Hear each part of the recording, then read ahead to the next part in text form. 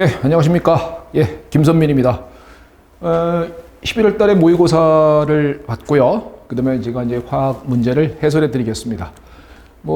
어떤 분들은 잘 보신 분도 있으실 거고요. 또 어떤 분들은 또 생각보다 점수가 그리 만족스럽지 못한 분도 있을지도 몰라요. 그렇지만 절대 기죽지 마십시오. 지금 나부터 남은 기간 동안 열심히 하시면은 그 시험 볼 때까지 최선을 다하시면 소기의 목적을 달성할 수 있으니까 지금 당장 지금 11월 모의고사 좀 못 봤다 그래서 바로 기죽거나 내지는 공부를 좀 등한시하거나 그렇지 않고 힘내서 다시 한번 공부해 보셨으면 좋겠습니다.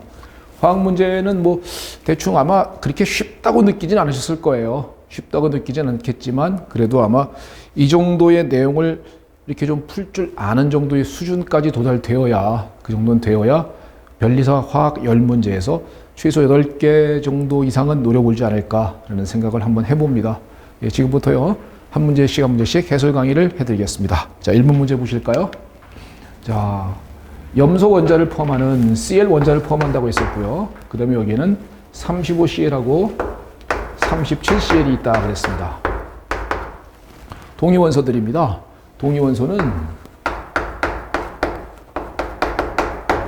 양성자 개수는 동일하죠. 양성자는 같고요.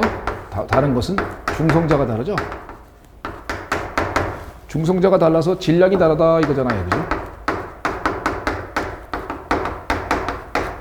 이것을 우리는 동위원소라고 부르는 것입니다. 그런데 자연계에 존재하는 존재 비가 3대 1이다라고 했거든요. 이 3대 1이고 또 이 CL이라고 부르는 화합물을 포함하는 포화탄화수소라고 했거든요.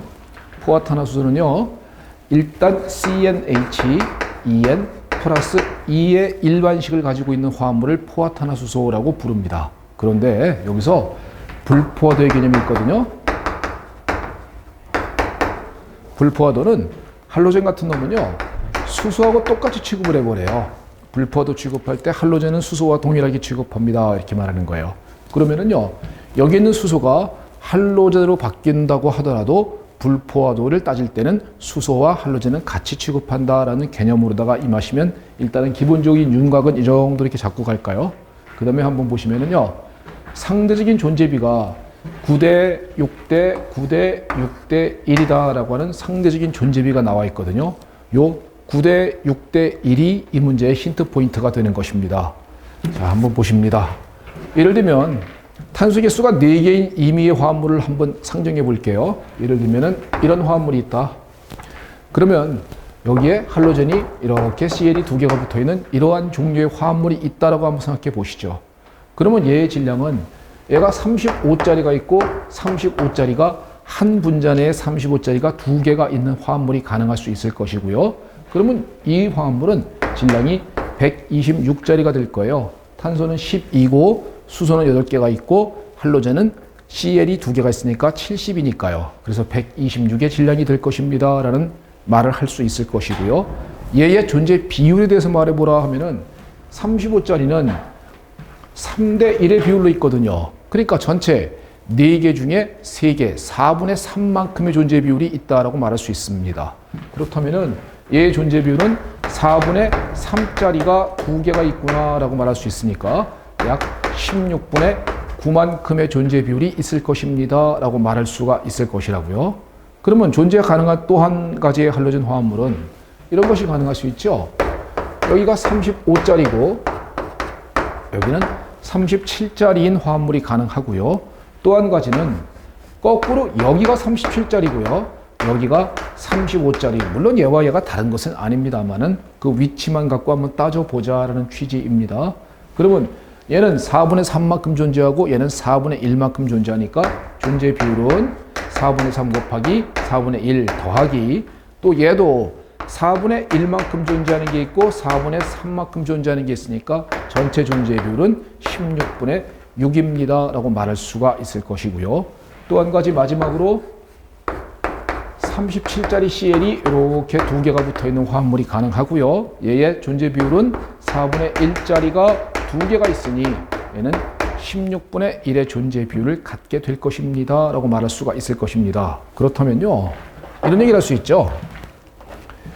얘의 존재 비율과 얘의 존재 비율과 얘의 존재 비율을 상대적인 비율로 나타내 보라라고 한다면은 9대 6대 1의 존재 비율을 갖게 될 것이라고요.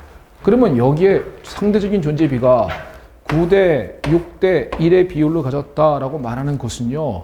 얘는 CL이 두 개가 있는 화합물이어야만 9대 6대 1의 비율로 존재할 수 있다는 것을 설명할 수 있으므로 기억은 틀린 지문입니다.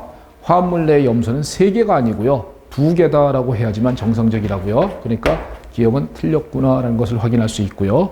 두 번째, 이 화합물에 포함된 탄소의 개수는 4개이다. 그래야만, 탄소의 개수가 4개여야만 이 화합물은 C4H8Cl2가 되면서 분자식이 C4H8Cl2가 되면서 질량은 만약에 35짜리면 질량은 126이 될 것이고요. 그 다음에 하나는 35짜리, 하나는 37짜리인 놈이라면 질량은 128이 될 것이고 얘의 질량은 130이 될 것입니다. 라는 것을 말할 수 있으므로 탄소 개수는 4개여야만 합니다. 그래야만 질량이 126이라는 것에 딱 들어맞기 때문인 것이죠. 그래서 탄소의 개수는 4개이다라는 니은 지문은 틀릴 바가 없습니다. 이것은 설명할 게 없죠. 양성자의 개수는 당연히 같습니다. 동위 원소란 것은요. 중성자가 달라서 질량이 다른 것을 말하는 것이지 양성자의 개수가 다른 것을 말하는 것은 아니죠. 그러니까 정답은 니은과 이것이 올바르니까 4번이 정답이다라고 말할 수 있을 것입니다. 이런 형태의 문제가 변리사 시험에 매스 스펙트럼하고요. 약간의 유기화학적 지식을 갖다가 판단하는 문제가 이게 몇 번이 뜬 적이 있었어요. 그러므로 제가 볼 때 이 정도 문제 정도는 풀 줄 아는 것이 아마 분광학 공부에서도 꼭 필요한 내용이 아닐까라는 생각을 한번 해봅니다. 자, 문제 11번이었습니다. 12번 가볼게요.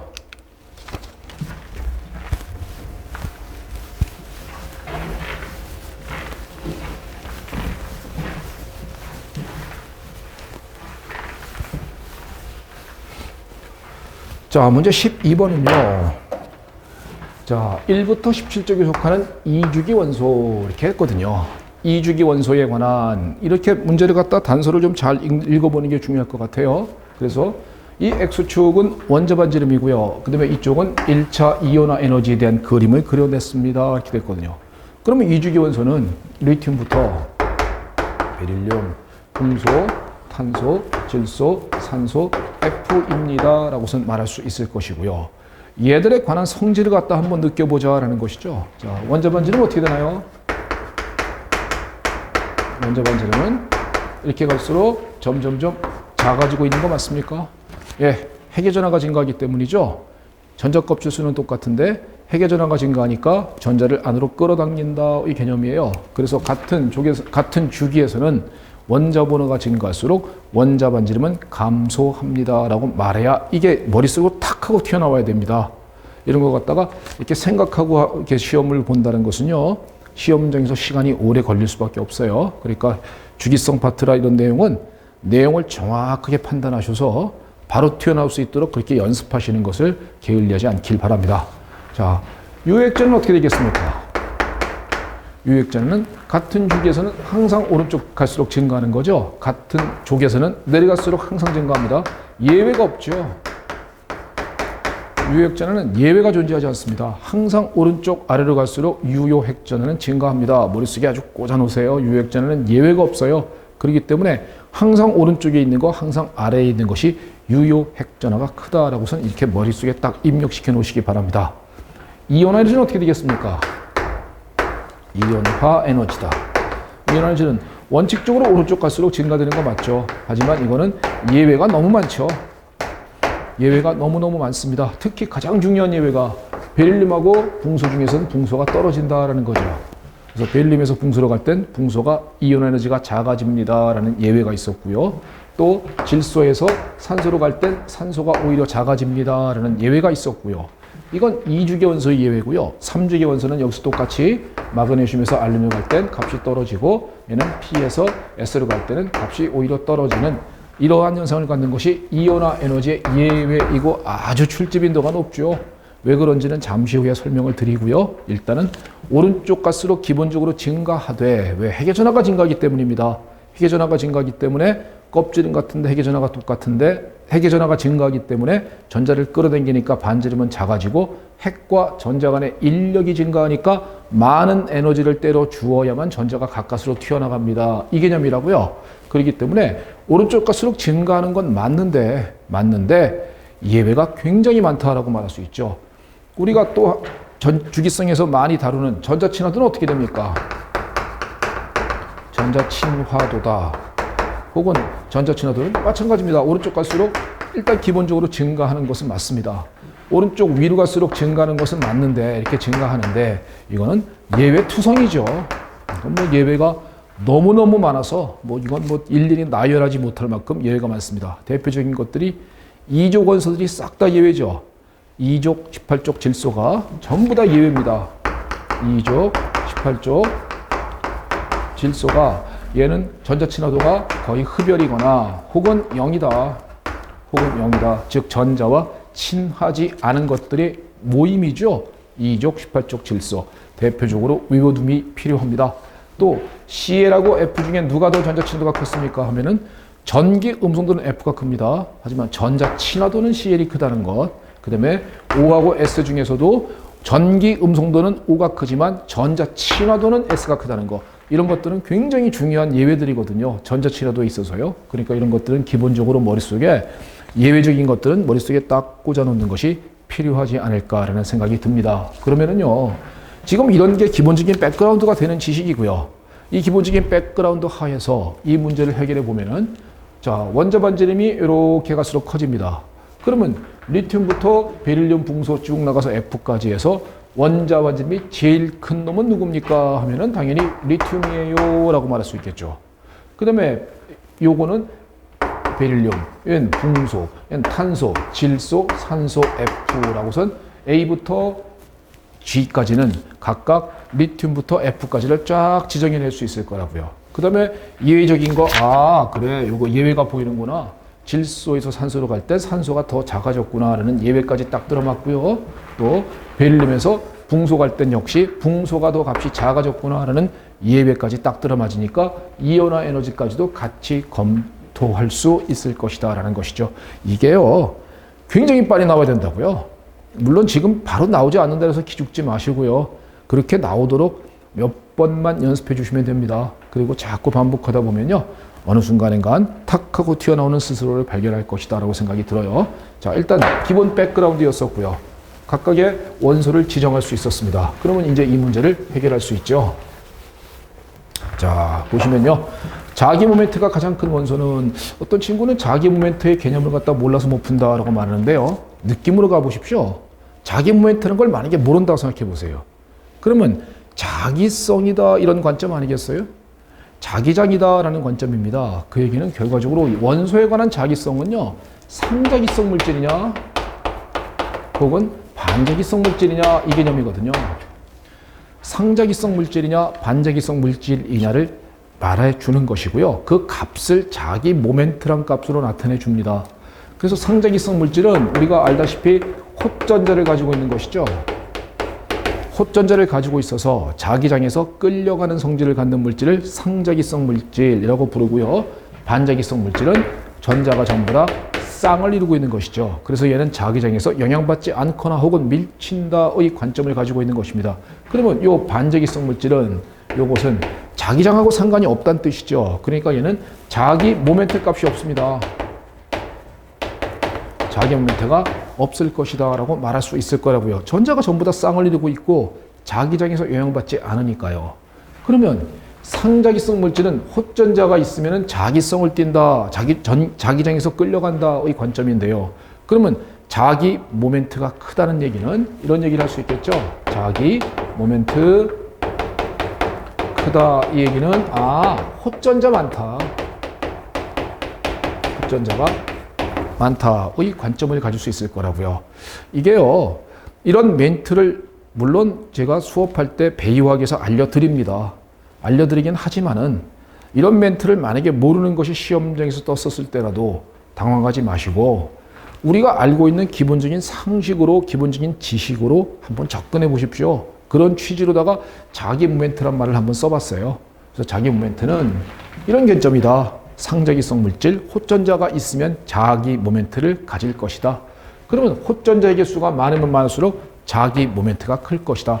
공식을 알려드리면요. 루트 n 플러스 2라는 공식을 가져요. 네, 공식까지 뭐 굳이 몰라도 됩니다. 여기서 n은 호전자의 개수거든요.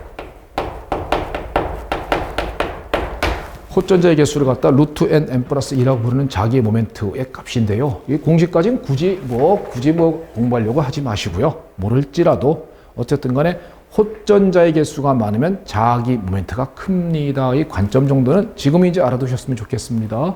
그러면 여기 있는 원소 중에서 가장 호전자가 많은 놈은 누구냐 얘기가 되겠죠. 그러면 원자번호 7번인 질소다라는 건 알 수 있겠습니까? 질소는 전자비치가 1s2, 2s2, EP3죠. EP3니까 P오비탈의 호전자가 각각의 각방 쓰고 있는 훈트의 규칙을 만족하면서 전자가 차 있게 됩니다. 그러면 호전자가 3개가 존재하죠. 저기 있는 화합물 중에 호전자가 가장 많은 것은 질소다라고 말할 수 있으므로 질소가 자기 모멘트가 가장 큽니다라고 말해야 정상적이라고요. 그러니까 정답 1번은요. 가장 큰 원소는 질소입니다. 질소는 C죠, C. 여기서는 기호는 알파벳 기호로는 C라고 표시가 되어 있으니까 1번은 틀렸습니다 라고 말할 수 있겠죠. 자, 1번 틀렸고요. 2번 가시면요. A부터 G로 갈수록 유효 획전에는 증가한다. 완전히 거꾸로 써놨죠. 그죠? 감소한다 라고 해야 되겠죠. 유효 획전에는 예외가 없습니다. 항상 같은 주기에서는 오른쪽, 같은 주기에서는 아래로 갈수록 증가합니다. 예외가 없으니까요. 그냥 오른쪽 아래 유효 획전화 증가 이렇게 머릿속에 딱 입력시켜 주시기 바랍니다. 세 번째는요. E의 2차 이온화질은 D의 2차 이온화 에너지보다 크다라고 했는데요. 이 관점이 무슨 관점이냐면요. 이온화 에너지의 예외를 잠깐 보시면요. 베릴륨에서 붕소로 갈 땐 오히려 얘가 떨어지죠. 이온화 에너지의 예외입니다. 얘가 전자비치가 원자번호 4번 1s2, 2s2거든요. 붕소는요. 1s2, 2s2, 2p1이거든요. 이온화 에너지라는 것은요. 중성 기체 원자 1몰에서 베릴륨이라고 부르는 중성 기체 원자 1몰에서 에너지를 때려 주어서 전자를 갖다가 내보내주고 양이온이 될 때 그때 에너지를 얼만큼이나 흡수합니까? 이 관점을 이온화 에너지라고 부르는 것입니다. 그런데요. 베릴륨은 1s2, 2s2니까 전자를 내보내주기 위해서는요. 반드시 s 오비탈에 있는 전자를 내보낼 수밖에 없어요. 여기다가 에너지를 때려주어서 여기에 있는 전자를 내보내줄 수밖에 없는 것입니다. 그런데 붕소는 1s2, 2s2, 2p1이거든요. 그러니까 여기다가 에너지를 때려주게 되면 p오비탈에 있는 전자가 튀어나가게 됩니다. 라고 말할 수 있을 거라고요. 그러면 p오비탈은 s오비탈보다 유효 핵전화가 작다라는 관점은 알고 계시지요? p오비탈은 s오비탈보다 유효 핵전화가 작습니다. 핵의 영향력을 덜 받는다 이 관점입니다. 그러면은요, p오비탈은 있는 전자 한 개는 유핵전화가 작으니까 적은 에너지만 때려줘도 튀어나간다 이렇게 말할 수 있겠습니까? 적은 에너지만 때려줘도 전자가 튀어나가 줍니다 라고 말할 수 있단 말이죠. 그 얘기는 결과적으로 베릴륨보다 붕소가 이온 에너지가 작아지는 원인에 해당될 것입니다. 그러니까 정답은 일단 4번이네요. 이게 4번. 2보다 F에 2가 붕소고요. 그 다음에 F가 베릴륨 붕소죠. 이온 에너지는 전자 간의 반발력 때문이다가 아니라 유핵전화가 작은 오비탈에서 전자를 내보내주기 때문에 이온화 에너지가 작습니다 라고 표현해 돼야 됩니다. 그러니까 4번은 틀렸고요. 이번에는 2차 이온 에너지를 물었습니다. 2차 에너지 보시면 2의 2차 에너지는 D의 2차 에너지. 2가 누구냐 하면 여기 가만 보니까 여기 2가 요거죠. 요게 C고요. 요거 2. 요거 이게 베릴륨이죠. 붕소군요. 미안합니다. 붕소, 탄소에 관한 이야기가 되겠네요. 그러면 붕소.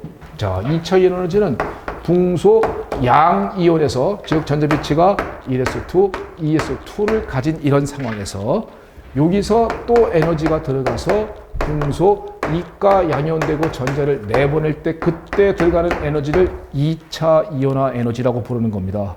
그럼 붕소 양이온은요. 전자 배치가 1s2, 2s2가 되는 상황이 됐고 누구랑 똑같으냐? 베릴륨과 똑같이 되어버렸죠. 그러면은 탄소 양이온은요. 전자 배치가 1s2, 2s2, 2p1이 돼버렸습니다. 누구랑 전자 배치가 똑같았어요? 얘는 붕소와 전자 배치가 똑같은 상황으로 바뀌었습니다. 그러면 결과적으로 1가 양이온에서 2가 양이온으로 바꿔줄 때 들어가는 에너지를 2차 이온 에너지라고 부르거든요. 그러면은 얘는 베릴륨과 똑같다.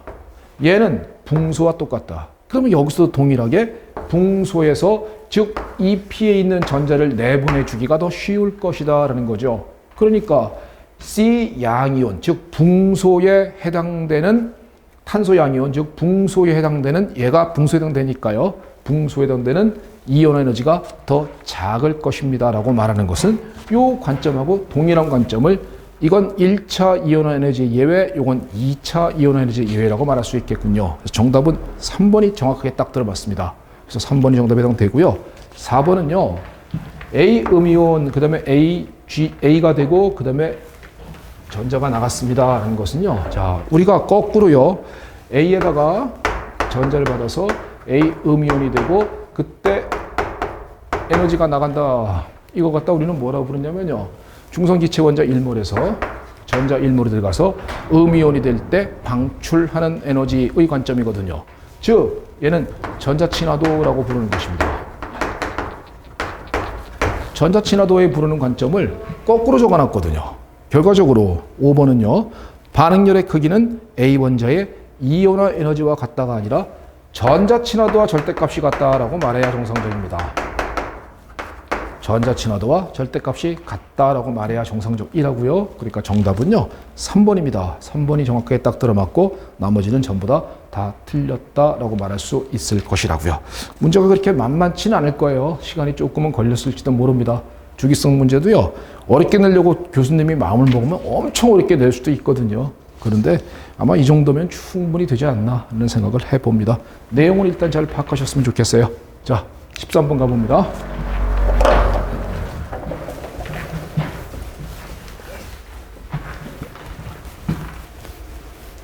공유결합 화합물입니다.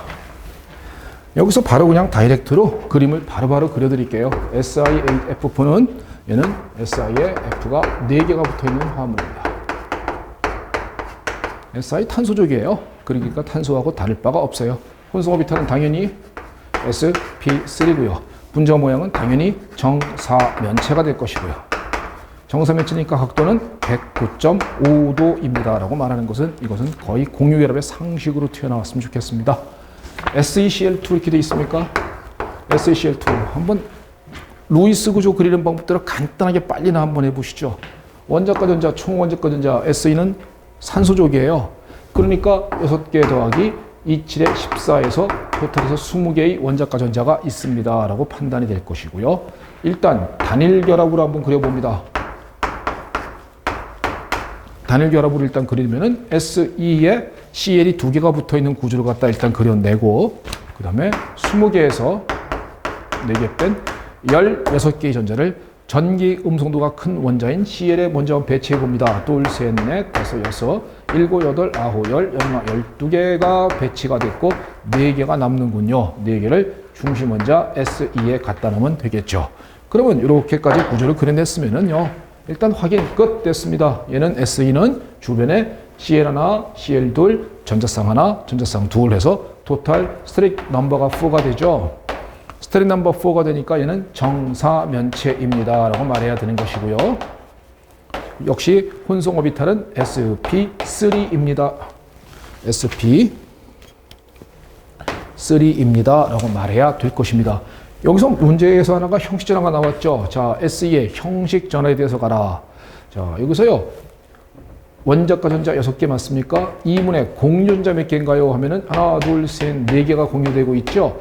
비공유 전자가 4개가 되어 있으니까 형식 전화는 0입니다. 라고 이렇게 공식으로 풀어도 되고요.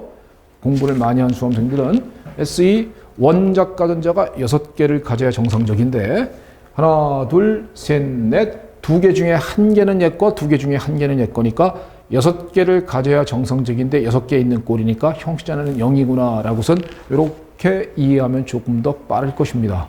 그러면 형식자는 제로다라는 것을 확인할 수 있을 것이고요.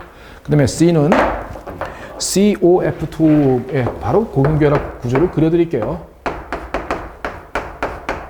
COF2의 루이스 구조를 그려낸 것입니다. 그러면 가운데 탄소는 혼성 오비탈이 sp2입니다 라고 말할 수 있을 것이고요. 분자 모양은 평면 삼각형이다 라고 말할 수 있겠죠. 평면 삼각형 분자 모양을 가지고 있습니다 라고 말할 수 있을 거라고요. 자, IF5입니까? IF5, 예, 비공유 전자쌍이 한 쌍이 I에 있다는 것을 알게 됩니다. 루이스 구조 그리는 방법들을 한 번만 연습해 보세요. 그러면 얘는 스테링 넘버 6이 되겠죠. 스테링 넘버 6이면 기본 모양은 정팔면체. 그러면 I 가운데 놓고요. 전자쌍 한 쌍을 처리할 때 정팔면체 구조에서는 적도 방향, 축 방향 이런 개념이 없어요. 이런 개념이 없으니까 편한데 아무 데나 갖다 놓으면 됩니다. 그러면 나머지가 전부 다 F가 5개가 존재합니다. 이렇게 말할 수 있을 것이고요. 그러면 얘의 분자 모양을 말해 보십시오 하면은 사각 피라미드구나. 사각 피라미드의 분자 모양을 가지고 있구나라고 이렇게 사각 피라미드 모양으로 생겼으니까요. 이렇게 생겼으니까 사각 피라미드구나라고서 말할 수 있다는 것이죠. 그 다음에 중심 원자 I의 혼성 오비탈을 말해보라 하면은 sp3d2 혼성 오비탈을 가지고 있습니다라고서 바로 이렇게 찍어낼 수 있어야 돼요. 공결합 문제는 한 문제가 꼭 나오는데 이 정도는 거의 상식의 범주로 튀어나와 주어야 합니다. 자, ALH4 마지막이죠. 여기다 바로 적어드릴게요. H가 4개가 붙어 있습니다. 그럼 혼성 오비탈은 당연히 스테링 넘버 4니까 4개가 붙어 있으니까 스테링 넘버 4. 얘는 sp3고요. 분자 모양은 정사면체입니다. 라고 말할 수 있을 것이라고요. 여기 있는 화합물들의 공유결합 화합물의 구조를 쭉 나열해 드린 것입니다. 자, 기억. 혼성 오비탈이 sp3인 것은 3개다. 예, 3개 맞습니까? 예, 기억 맞고요. 그 다음에 S2의 Cl2에서 형식자는 0이다라고 해야 됩니다. 플러스 1이 아니죠. 그러니까 니은 틀렸고요. 이것은 sp3d는 없죠. sp3d2가 있죠. 그러니까 이것은 틀렸고요. 그 다음에 사각 피라미드 모양. 예, IF5네요. IF5가 사각 피라미드 모양을 가지고 있습니다. 라고 하니까 정답은 기역과 리을이 올바르게 되어서 2개이다 라고 말해야 정상적이라고요. 자, 이 정도 문제였습니다.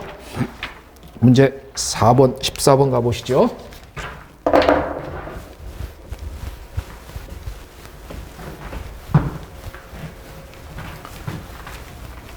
고체 파트 문제를 어려워하는 분이 꽤 많죠. 그 이유가 일단 안 해워서 그래요. 입체적인 공간 지각력이 약한데도 불구하고 외우지도 않으면 고체 파트 못 풉니다. 그럼 극복 방법은 2가지예요. 입체적인 공간 지각력을 키우거나 안 크거든요. 태어날 때 결정 나거든요. 그러면 우리는 입체적인 공간 지각력이 기본적으로 갖추어지지 못한 학생일 경우에는 암기하는 거예요. 내용을 외워서 문제를 풀어야 하는 것입니다. 근데 외우지도 않고 공간 지각력도 없고 그러면 고체 파트 문제가 안 나오길 기대하겠죠. 근데 그렇게 기대하는 사람은 고체 파트 문제가 시험에 꼭 나옵니다. 그러니까 고체 파트 문제에서는요, 이게 외울 게 엄청나게 많다면은, 그리고 외우는 것도 어느 정도 이해가 되면서 외워지는 거기 때문에 외울 수 있거든요.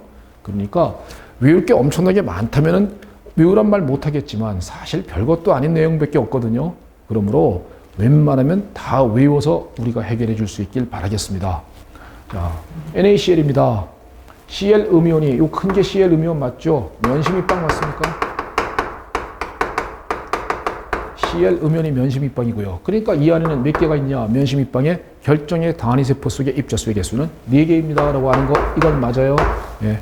N 채심엔 없고요. 2분의 면심, 면에 6개 면이 있고요. 그 다음에 4분의 모서리, 4분의 없고요. 8분의 꼭지점, 8꼭지점이 있으니까 4개의 입자가 존재합니다. 라고선 얘기하는 게 면심 입방 구조에 해당되는 거라고요. 쌓이는 모습으로는 FCC라고 부르는 거죠. FCC는 쌓일 때는 CCP라고 이렇게 얘기를 하는 것입니다. 그 다음에요. 그 다음에 요 조그만 것이 Na 양이온이죠. 조그만 것이 Na 양이온이고 이 Na 양이온은요. 모서리와 채심에 존재하죠. 모서리 12모서리 있으니까 요겁니다. 4분의 12모서리 있는 거. 여긴 없고요. 여긴 없고요. 채심에 여기 하나가 있고요. 채심이 하나가 있고요. n 채심 2분의 면심 4분의 모서리 8분의 꼭지점이라는 공식에 대입해서 문제를 풀면 됩니다. 그러면은 여기서 3개 있고 여기서 하나가 있으니까 토탈에서 4개가 존재합니다. 그렇기 때문에 Cl 음이온도 4개, Na 양이온도 4개이니까 1대1의 비율로다가 NaCl이라고 부르는 이와 같은 화합물을 만들어내는 것이다 라는 것이죠. 이게 NaCl의 결정 격자입니다. 이때 A와 B의 양이온은 이거 A 구조에서 A를 보면요. 이 구조 그림에 이 가운데 있는 게 보일 겁니다. 가운데 있는 놈을 보면요. 자, 그림을 대략 한번 그려볼게요.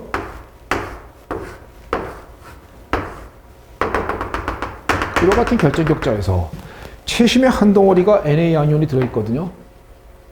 채심의 정 가운데 한 덩어리가 딱 들어있는 상황을 보세요. 그 다음에 얘에 바로 붙어 있는 놈을 배위수라고 부르거든요. 얘에 바로 붙어 있는 놈은 당연히 Cl 음이온일 거예요.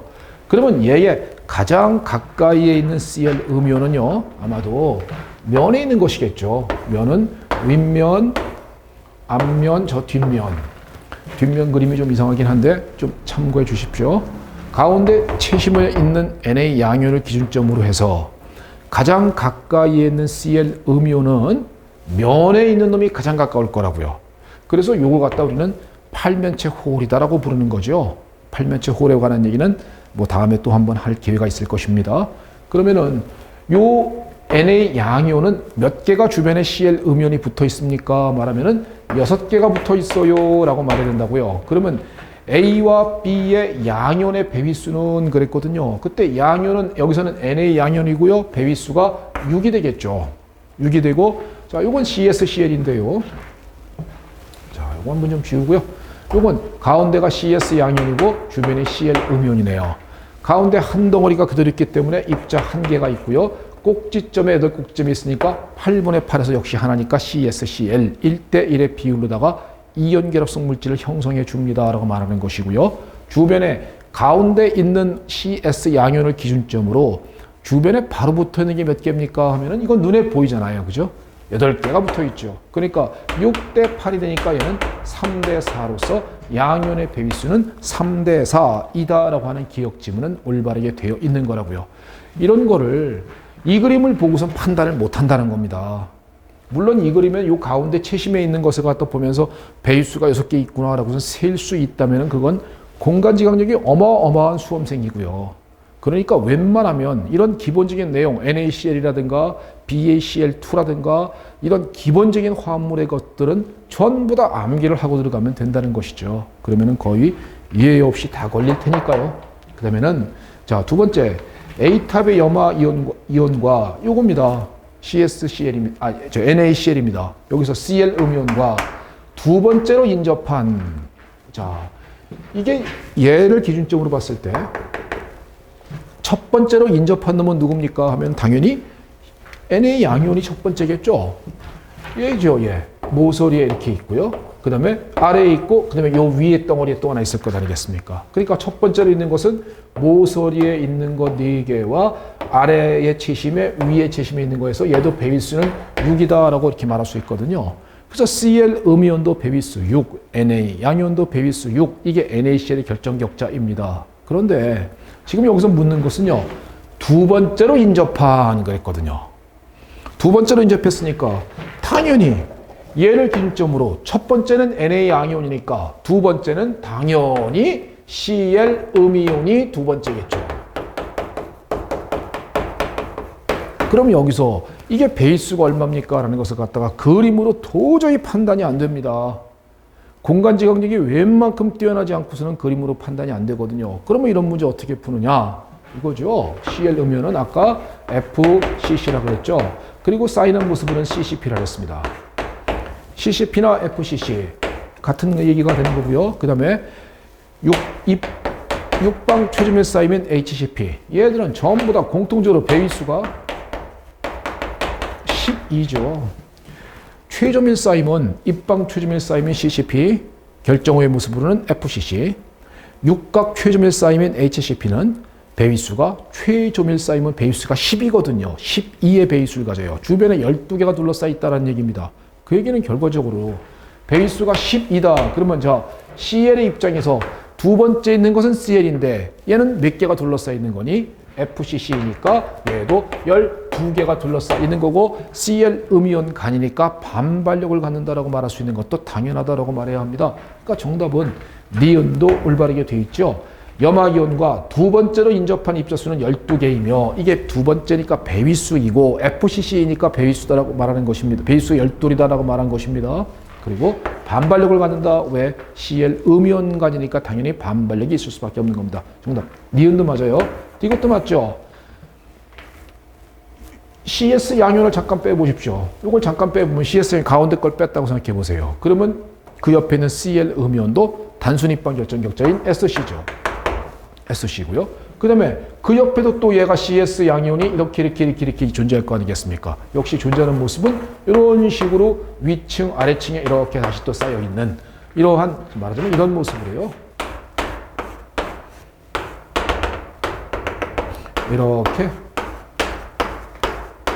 이렇게 이런 결정 모습을 갖다 우리는 SC라고 부르는 단순 입방 결정 격자라고 부르는 거죠. 그러면 CL 음이온만으로 봐도 SC고 CS 양이온만으로 보더라도 SC일 것이고, 그러니까 각각의 이온은 단순 입방 구조를 이루면서 정확한 표시고요.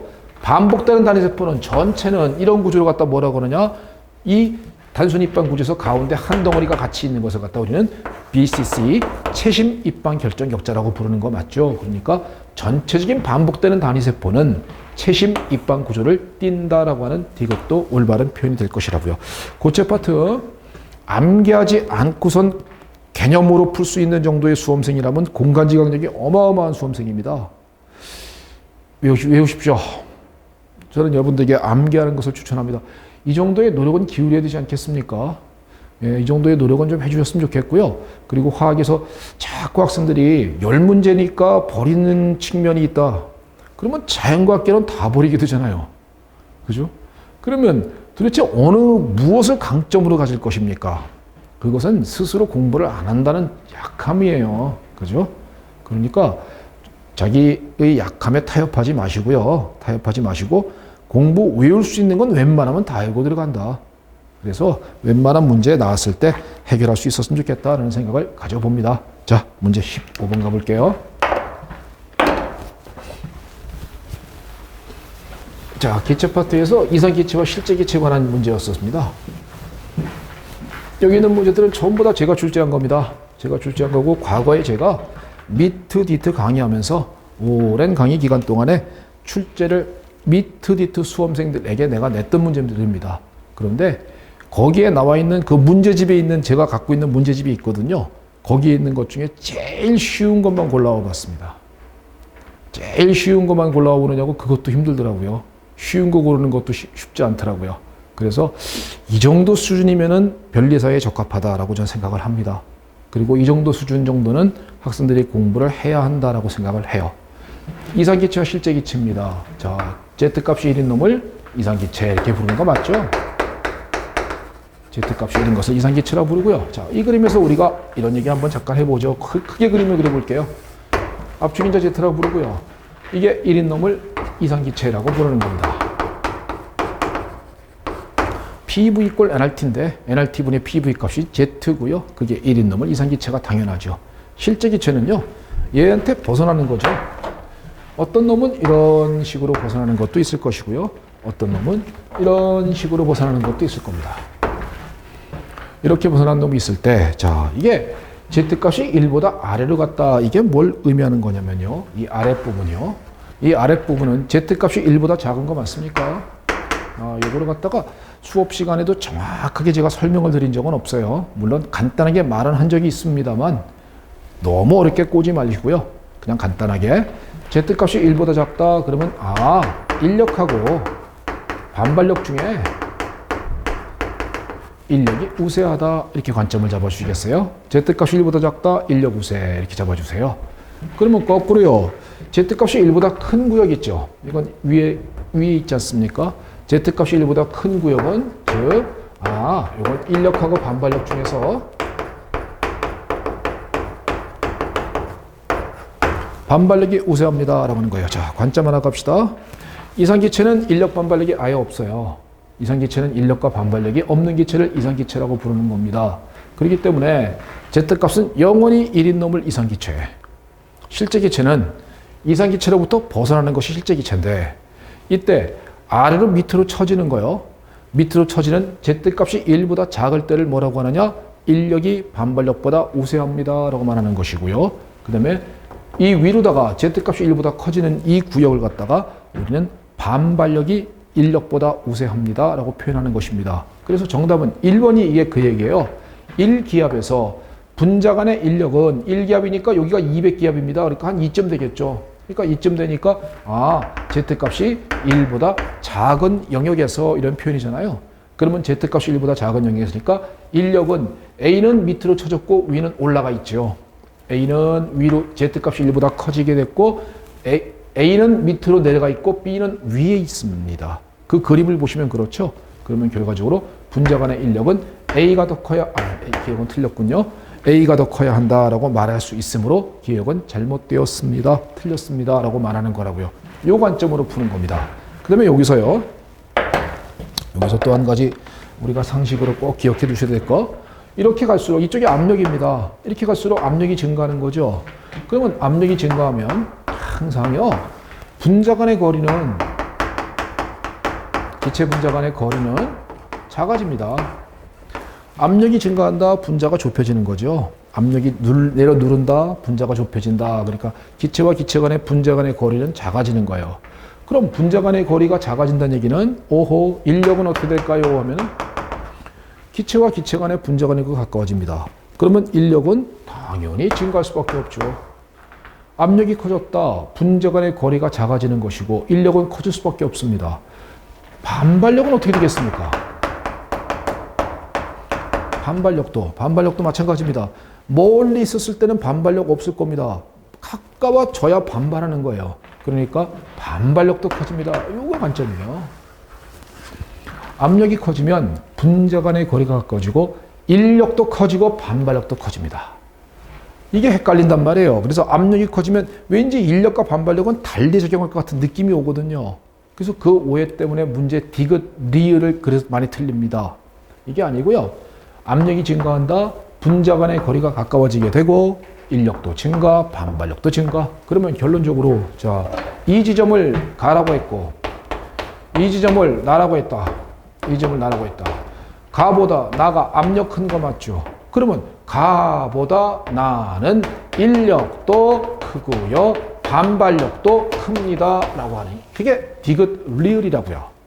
그래서 오른쪽으로 갈수록 인력도 커지고 반발력도 커집니다. 그래서 디귿은 틀렸고요. 리을이 올바른 겁니다. 기체의 반발력은 나가 더 크다라는 거고요. 인력은 역시 나가 더 크다라고 말해 정상적입니다. 그러니까 기억 틀렸고 디귿 틀렸고 리을만 맞습니다. 리을은요. 밀도 문제가 나왔어요. 이런 밀도 문제가 나왔을 때 가 지점하고 나 지점의 밀도에 관한 문제가 나왔는데 이 밀도에 관한 문제가 나왔을 때 이거 갖다 관념적으로 밀도는 부피분의 질량인데 어떻게 될까 이렇게 풀면 못 풉니다. 못 풀어요. 기체 파트에서도 마찬가지고요. 공식입니다. 밀도 D는요. 항상 ZRT분의 PM이에요. Z는 압축인자고요. R은 기체 상수값이고요. T는 절대 온도고요. P는 압력이고 M은 분자량입니다. 이건 분자량이에요. 그래서 밀도 D는 ZRT분의 PM인데요. 가에서의 밀도를 구해보자. 그러면 여기가 압력이 얼마로 되어 있냐면 200 atm 되어 있고요. 여기가 얼마로 되어 있냐면 0.8라고 되어 있습니다. 이게 Z값이고요. 이게 압력입니다. 그러면 Z값이 얼마로 되어 있습니까? 하면은 밀도 D는 0.8로 되어 있고요. R은 R이고요. 온도는 지금 300K에서 그랬으니까 온도가 다 똑같은 겁니다. 양쪽이. 그러니까 얘는 300K에서고요. 압력이 얼마로 되어 있냐면은 200 atm 되어 있고 그 다음에 얘는 A의 분자량이니까 그냥 MA라고 적어 놓지요. 이게 가에서의 밀도죠. 그러니까 이런 문제 풀 때요. 관점으로 부피분의 질량. 부피가 어떻게 되지? 질량은 어떻게 되지? 못 풉니다. 기체 파트에서도요. 공식 외우지 않고 문제를 풀려고 한다? 글쎄요. 물론 공식에 접하지 않는 문제가 나올 수도 있습니다만은요. 이런 문제에서도 마찬가지로 공식을 얼마나 잘 외우느냐의 문제가 될 것이라고요. 나에서는 밀도가 어떻게 될까요? 하면 밀도 D는 Z 값이 얼마로 되어 있습니까? 하면은 나에서는 1.2라고 여기 써 있고요. 압력은 600이라고 써 있죠. 그러니까 얘는 1.2, R을 T는 300, 그 다음에 얘는 600, 얘도 A에 관한 거니까 MA라고 말할 수 있겠네요. 그죠? 어차피 나지점에서도 A에 관한 그림도 되잖아요. 그러니까 결과적으로 얘와 얘의 밀도 비를 갖다 몇 대 몇입니까? 라고 해서 얘기하는 거예요. 이건 정리하면 됩니다. 1대 2의 비를 가져야 합니다. 그래서 정답은 2대 1이다가 아니라 1대 2입니다. 라고 말해야 되니까 정답은 리얼 한 개만 올바르게 되어 있는 지문이었습니다. 기체 파트 공식 암기하셔야 됩니다. 즉 화학 이해만으로 접근하려고 하시면요. 물론 이해를 못하면 접근도 안 됩니다. 당연한 얘기예요. 근데 이해만으로 승부를 보겠다? 그러면 문제 푸는 한계가 생겨요. 그러니까 저는 여러분들에게 기본적으로 공식 같은 거 다 외웠으면 좋겠다라는 생각이 들어요. 그래서 제가요, 막판에 1월 달에 공식 정리 한번 전체적으로 싹 해드릴게요. 공식 정리 한번 전체적으로 싹 해드려서 화학에서 적어도 공식에서 필요한 공식들이요. 그것들은 절대적으로 암기를 시켜드리려고 노력할 것입니다. 문제 15번이었습니다. 16번 가볼게요. 연력학 문제네요.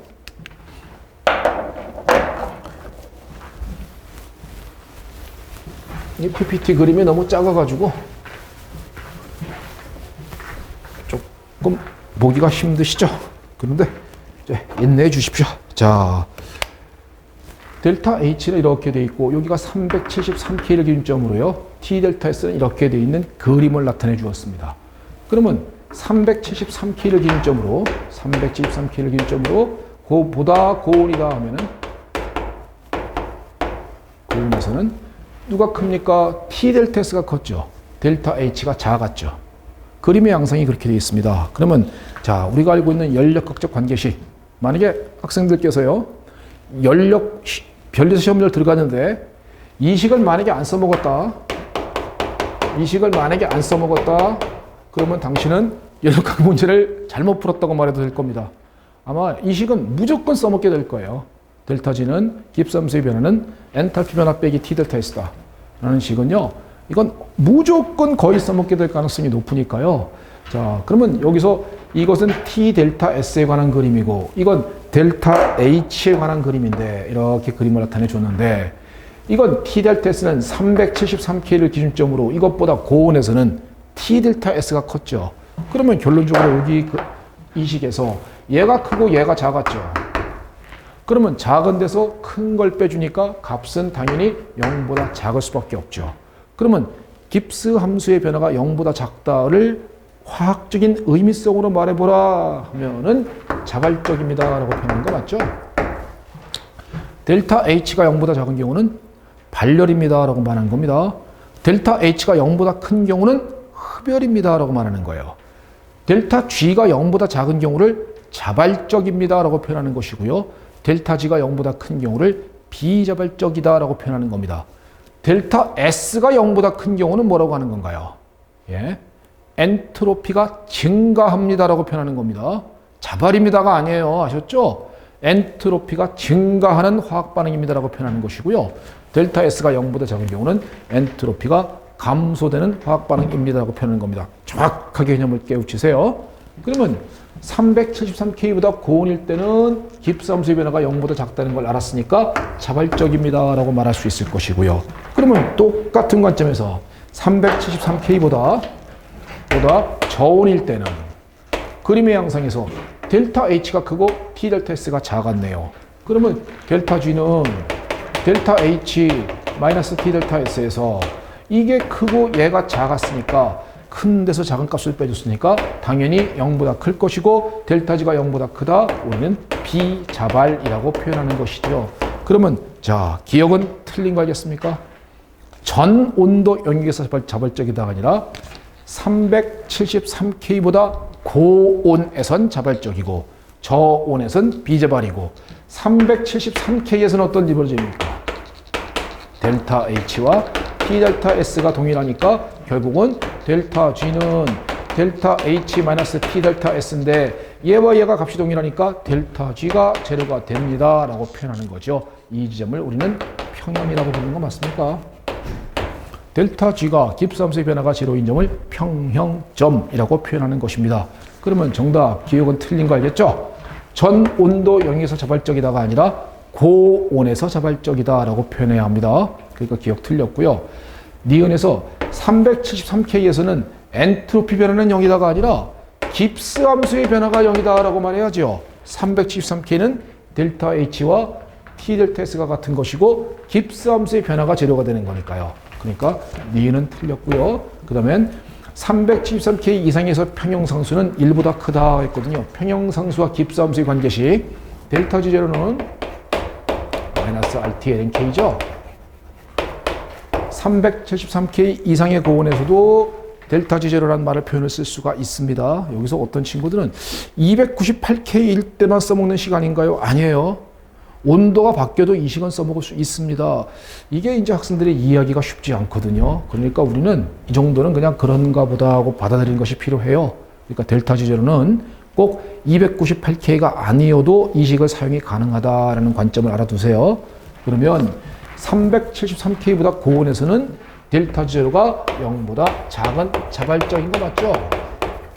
그러면 결과적으로 이게 0보다 작으니까 얘가 마이너스 RT ln K라는 평형상수랑 연결되거든요. 그러면 평형상수 K 값은 당연히 1보다 커야지만 앞에 로그가 있는데 얘가 1보다 크고 앞에 마이너스가 있으니까 전체적으로 0보다 작은 마이너스 값을 갖습니다 라고 말할 수 있을 거예요. 그러니까 정답은 기억 틀렸고 니은 틀렸고 디귿 맞습니다. 그래서 평형상수 값은 1보다 크다라는 디귿은 맞고요. 그 다음에 타당한 예로는 이 반응이 가능하다라는 건데요. 이 문제가 리을이 아마 제일 어려울 거예요. 자, 이거 공부를 많이 해야지만 해결할 수 있거든요. 공부를 많이 한 수험생, 이거 봐라. 요거 봐라. 연력학에서 뭔가 관점을 뚫었다 하는 수험생들은요. 이거 봐라. 고온에서 자발적이네. 저온에서 비자발이네. 고온에서 자발. 그러면은 결과적으로는 고온에서 자발. 어머나, 델타 H가 0보다 큰 경우, 델타 S가 0보다 큰 경우를 말해주는 거구나. 라고서 이게 탕 하고 튀어나오는 수험생이 있을지도 몰라요. 이 정도 공부를 했다면 당신은 정말 화학을 많이 한 겁니다. 그리고 화학에 대해 자신감을 가져도 괜찮을 것입니다. 이 정도가 튀어나오지 않는다면 설명을 드려보겠습니다. 델타 G는 델타 H 마이너스 T 델타 S거든요.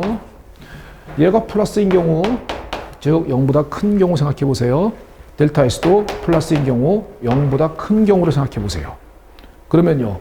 얘가 플러스, 얘가 플러스. 말로 하면은 흡열 반응이면서 엔트로피가 증가하는 화학 반응 이런 소리입니다. 어떤 반응인데, 어떤 변화인데 그 변화가 흡열이면서 엔트로피가 증가하는 변화일 때는 온도가 어떨 때 델타 G가 마이너스가 될 수 있습니까? 라는 거거든요. 온도가 어떨 때, 이게 어떨 때 0보다 작아질 수 있겠습니까? 라고 말한다면은 이거죠. 얘는 플러스다. 얘도 플러스다. 근데 앞에 마이너스가 있다. 얘가 변수 아니겠냐? 얘 값이 굉장히 커야죠. 이 값이 굉장히 커서 이 값보다 이 값이 전체적으로 값이 더 커졌을 때, 그래서 작은 데서 큰 데를 빼주는 경우에 마이너스가 될 수 있을 것입니다. 그 얘기는 델타 H가 플러스, 델타 S가 플러스일 때는 고온에서 자발적이다 라고 표현하는 것이죠. 마이너스는 저온에서 자발, 마이너스 플러스는 무조건 자발, 플러스 마이너스는 무조건 비자발. 상식입니다. 그리고 이게 탁 하고 떠오르면 이렇게 말하면 아는데 이게 바로 떠오르질 않으면은 이게 공부를 조금 덜 한 것이고요. 이 정도가 떠오르면 정말 많이 한 것이고요. 말을 듣고 나서도 뭔 말하니? 라고 하면 하나도 안 한 거죠. 근데 어느 정도는 했을 거라고 믿습니다. 지금 뭐 못한다고 기죽지 마세요. 절대로. 그래서 고온에서 자발은 바로 이런 경우입니다. 그러면은 H2O 리퀴드가 H2O 가스가 되는 경우는 이 경우에 해당되겠는가라는 거죠. 액체를 기체로 바꾸고 싶습니다. 에너지가 열이 들어가야죠. 흡열입니다. 당연히 여기에 에너지를 때려 주어야 합니다. 일정 압력에서 들어가는 열을 델타 H 기화열이라고 부릅니다. 베이퍼리제이션이라고 부르죠. 그러면 열이 들어가야 되기 때문에 델타 H가 흡열인 플러스입니다 라고 말하는 거 맞죠? 또 한 가지, 액체가 기체로 바뀌었다. 엔트로피는 증가되는 거 맞죠? 액체보다 기체가 엔트로피가 무질서도가 크기 때문입니다. 그러므로 액체가 기체가 되는 이 얘는 흡열이면서 엔트로피가 증가되는 경우에 해당되는 이야기 반응 내지는 변화라고 볼 수 있으므로 적절한 이해가 가능하다라고 하는 리을 지문은 올바른 표현일 것입니다. 아마 이거 리을이 아마 제일 어려웠을 거예요. 이 문제에서는. 그러니까 정답은 16번은 두 개가 올바르게 되어 있는 지문인 것입니다. 문제 16번이었습니다. 17번 가볼게요.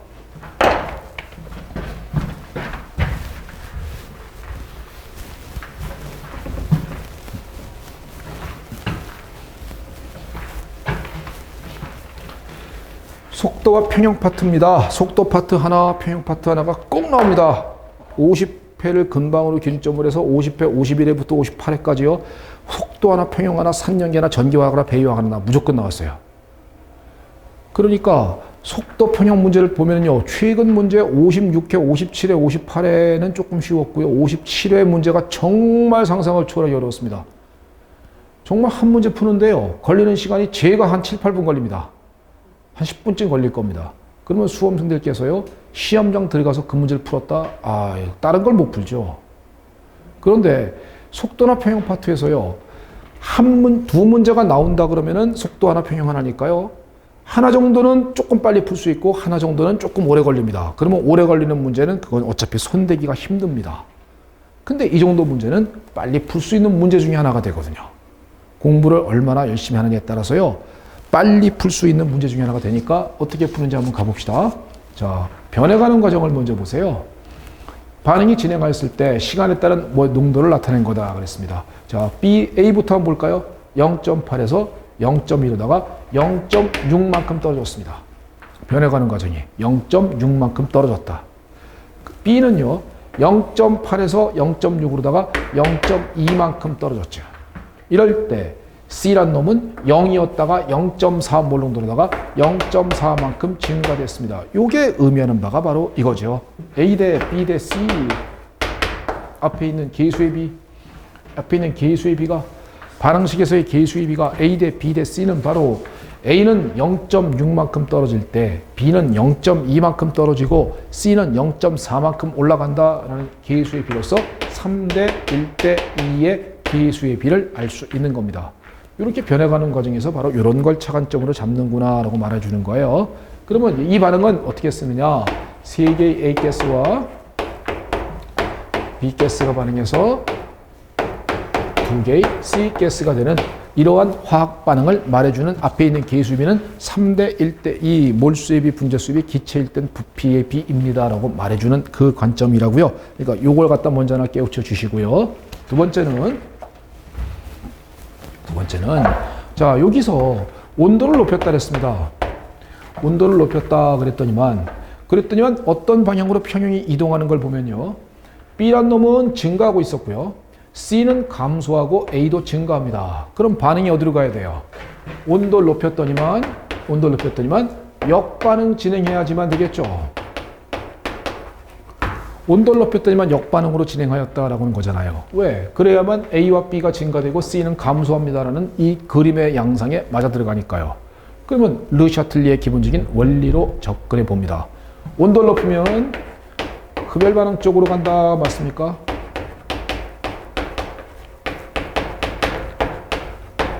이게 르샤틀리 원리의 기본이죠. 온도를 높이면 흡열 반응 쪽으로. 근데 이 반응의 데이터의 그림을 보면은 온도를 높이면 역반응 같다 그랬습니다. 그러면 이런 얘기네요. 역반응이 흡열 반응이구나 라는 거죠. 역반응이 흡열 반응이니까 우리가 결론을 할 수 있을 겁니다. 정반응은 발열이구나. 역반응은 흡열 반응이니 정반응은 발열 반응이다 라는 것은 당연한 얘기가 될 거고요. 그러면 에너지 그림을 그리게 되면 여기가 반응물이고 여기가 생성물일 때 에너지가 낮아지는 그래프 양상을 보여주게 될 것입니다 라고 말하는 거 맞죠? 이런 그림을 발열 반응 그래프다 라고 말하는 거니까요. 그러면 우리가 활성화 에너지의 크기를 비교할 때 이거 갖다가 우리는 정반응의 활성화 에너지라고, 여기가 반응물이고 여기가 생성물입니다. 그래서 반응물이 생성물에 변할 때 에너지가 낮아지는 과정을 발열 반응 이렇게 부르는 거예요. 그러면 요걸 갖다가 정반응의 활성화 에너지인 EA라고 하고요. 요걸 갖다가 역반응의 활성화 에너지인 EA 다시라고 한다면 EA보다 EA-가 더 큽니다라는 것을 깨우칠 수 있죠. 기역지문입니다. 그죠? 기역지문은 정반응의 활성화 에너지는 역반응의 활성화 에너지보다 작다라고 해야 합니다. 그죠? 얘가 작고 얘가 큽니다. 그래야 정반응이 발열이라는 이 데이터를 부합하는 결론을 얻을 수 있거든요. 그래서 이게 기역지문에 해당되는 설명이었고요. 두 번째, 가에서의 역반응 속도는 가는 바로 이 지점이고요. 나는 바로 이 지점입니다. 근데 여기서 어떤 일이 벌렸냐면요. 온도를 높였거든요. 그럼 여기가 고온이고요. 여기가 저온이죠. 온도를 높인 지점에서 평형을 새로 재편되었다. 그러니까 여기는 온도가 높고 여기는 온도가 낮다고요. 자, 속도 상수의 온도 전성입니다. 온도를 높이면 속도 상수는 항상 증가합니다. 온도를 높이면 속도 상수는 항상 증가해요. 온도를 높였을 때 속도 상수가 작아지는 경우는 없습니다. 이게 무슨 식인가요? 아레니우스식 맞습니까? 아레니우스식은요. LNK와 T분의 1에 대한 그래프가 반드시 음의 길게 갖는 직선입니다. 이때 y좌편값이 lnA고요. 기울기가 마이너스 r분의 활성화 에너지거든요.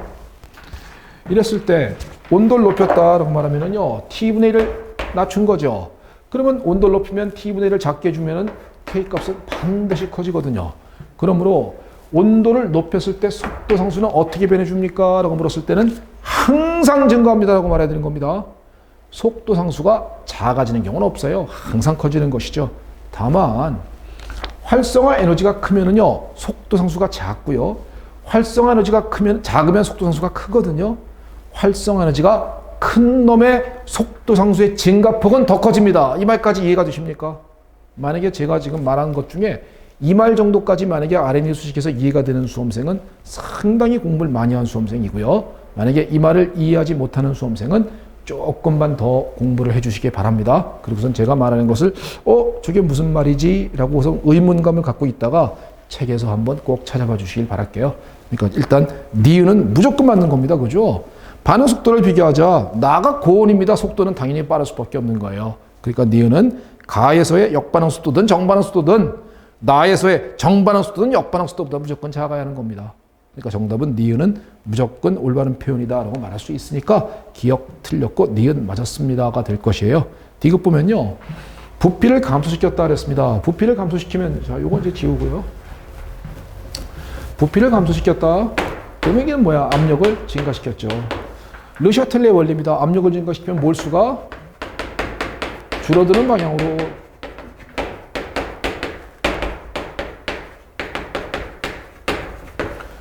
르샤틀레 원리의 기본적인 이론입니다. 네, 제가 수업할 때는 질풍노도 르샤틀레 뭐 이런 식으로 표현했죠. 부피를 낮추면요. 부피를 감소시켜 그랬습니다. 그러면 압력을 높이죠. 압력을 높이면 르샤틀레 원리상 몰수가 줄어드는 방향으로 간다라는 게 르샤틀레의 기본입니다. 수업할 땐 제가 질풍노도 르샤틀레 뭐 이렇게 설명했던 것 같습니다. 그랬을 때요. 우리가 관심을 둘 때 항상 기체인 걸 먼저 확인해 보셔야 돼요. 여기에 만약에 솔리드가 있으면 제끼입니다. 리퀴드가 있어도 제끼입니다. 기체인 걸 확인하고 보고요. 반응물의 몰수는 4몰이구나. 생성물의 몰수는 2몰이구나 라는 것이죠. 그래서 압력을 증가시키면 몰수가 줄어드는 방향이니까 정반응이 몰수가 줄어드는 방향 맞죠. 그래서 4몰이 2몰이 되는 방향이 몰수가 줄어드는 방향입니다. 그러니까 결과적으로는 몰수가 줄어드는 방향은 정반응이구나. 정반응이니까 자 수득률이라는 것은 생성물의 수득률을 말하는 것이겠죠. 그러니까 수득률은 증가한다 이렇게 표현해야 되겠죠. 수득률은 증가합니다라고 표현해야지 정상적이므로 정답은 기역과 D가 틀렸고 니은만 올바르게 되어 있는 지문이 17번 문제였습니다. 자 18번 가볼게요.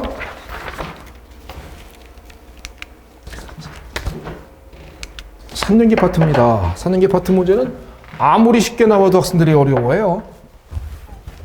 왜? 뒤에 있거든요, 뭘. 사실 제일 깔끔하고요. 그렇게 어려운 내용도 없고요.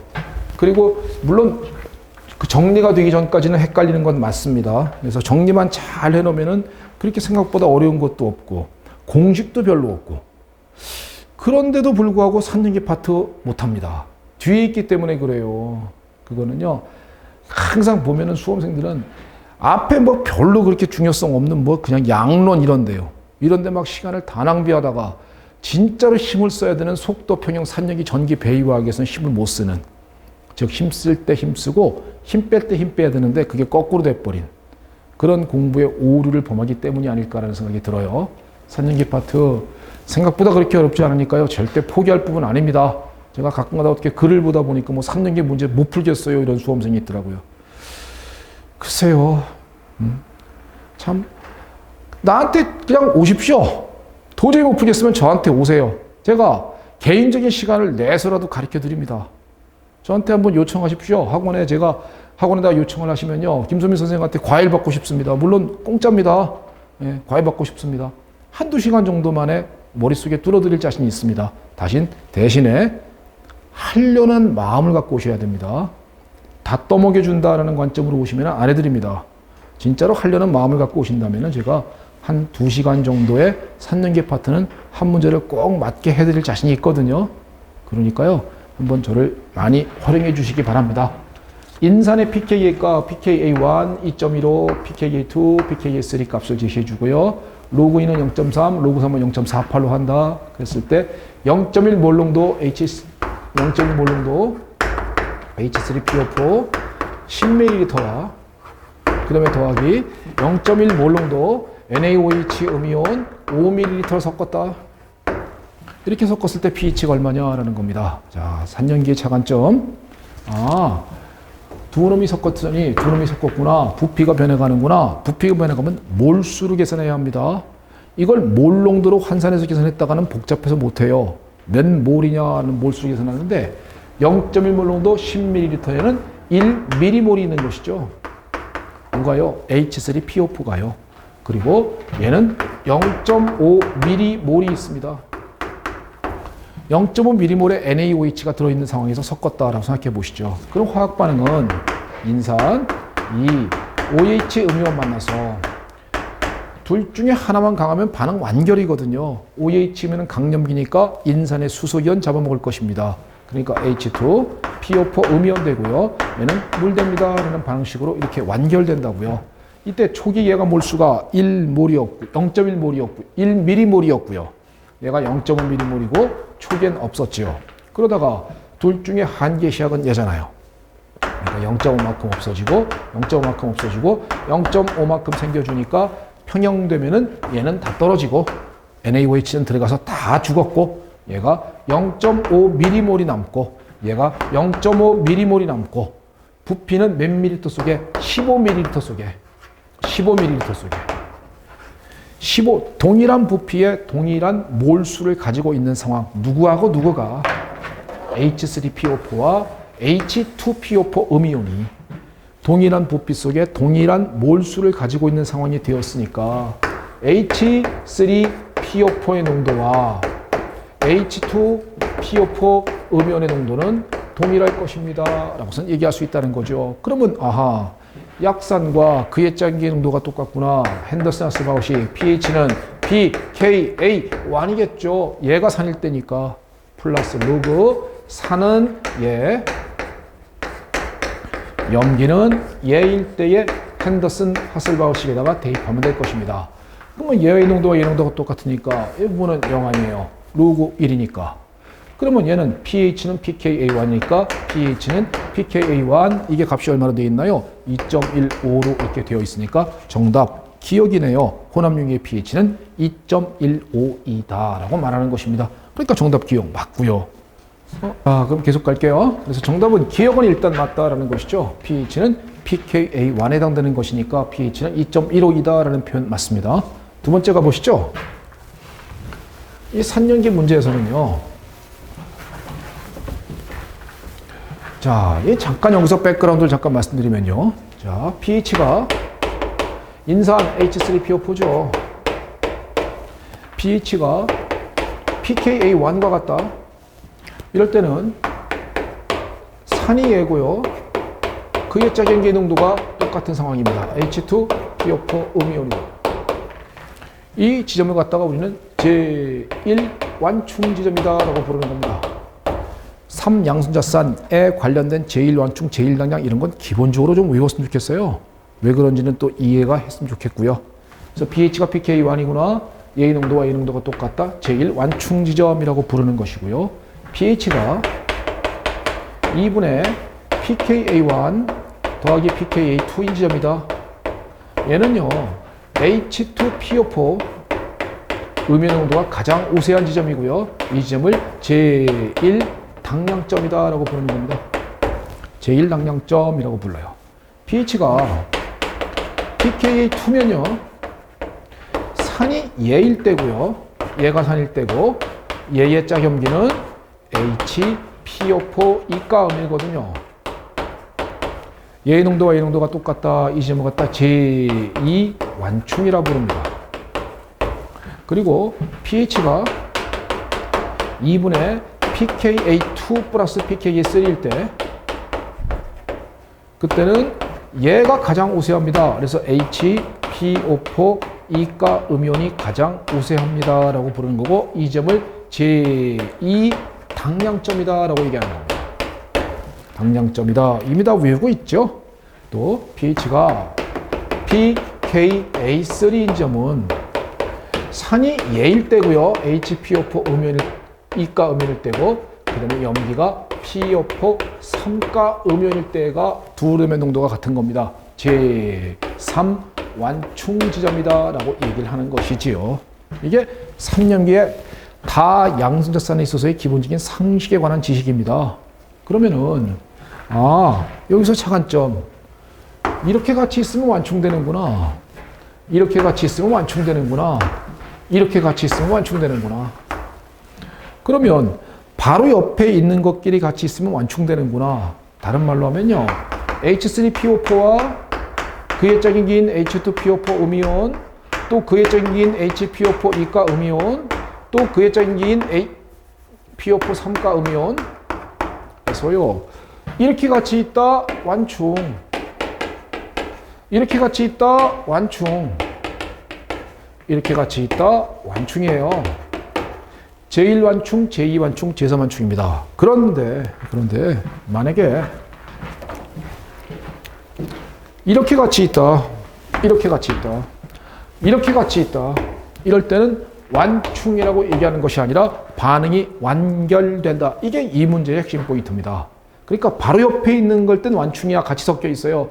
그때는 우리가 흔히 잘 알고 있는 핸더슨 하셀바우 식에다가 대입하면 풉니다. 그런데요, 한 달이 더 걸러 있을 때는, 그럴 때는 완충이 아니라 반응이 완결된다는 것이 이 문제의 핵심 포인트라고요. 기억 지문은 그거 없어도 푸는 거고, 니은부터는 바로 그 내용을 묻고 있는 겁니다. 그럼 한번 보시죠. 니은 지문 한번 볼게요. 자, 이 정도는 상식의 범주로 알고 있었으면 좋겠습니다. 이런 걸 다 외우지 못하면서 어렵다고 그러지 마십시오. 너무 약한 거잖아요. 그죠? 이런 것도 외우지 못하고, 3년기 파트에서는 내용을 뒤에 있으니까 모르고, 전기화학 파트도 마찬가지고요. 고체 파트에서는 내용을 못 외우고, 기체 파트에 공식 못 외우고, 주기성 파트에서는 내용을 희미하게 알고 있으니까 문제가 헷갈리면서, 그러면서 화학 문제를 왜 어렵다고들 자꾸 찡찡댑니까? 물론 쉬운 문제는 아닙니다. 뭐 저처럼 평생 동안 화학을 한 사람 입장에서도 그렇게 쉽다고 볼 수는 없지만, 그러나 어느 정도 노력을 한 다음에 그렇게 말씀하시는 게 안 맞겠습니까? 그죠? 그럼 또 가봅니다. 니은 지문은 0.1 몰롱도 H3PO4 10ml와 그 다음에 0.1 몰롱도 Na2HPO4 20ml 섞었다 그랬거든요. 그러면 몰수 나옵니다. 1mm몰 나오죠. H3PO4 얘는 두 개의 Na 양이온에 HPO4 이가 음이온이니까 얘죠. 얘는 어차피 물속에서 아무 역할 못하는 비활성이니까요. 그러면 얘가 반응하는 거구나. 질량은 그 양은 몰수는 2mm몰이 있구나라는 것을 우리는 알 수 있죠. 그러면 인산 H3PO4와 한 달이 걸러 있는 HPO4 이가 음이온이 섞여 있는 용액입니다. 결국은 이거는 완충이 아니라 반응이 완결된다죠. HPO4 이가 음이온. 수소이온 얘가 얘한테 줄 것입니다. 얘가 산이겠죠. 그러니까 정답은 H2PO4 음이온 되고, 또 얘도 수소이온 받으니까 또 H2PO4 음이온 됩니다. 이런 식으로 또 쓸 수 있을 거예요. 그러면 초기에 얘가 1mm몰, 초기에 얘는 2mm몰. 누가 한계시약이냐? 적은 거 1만큼 떨어지고 1 생길 거다. 그러면 얘는 다 떨어졌네요.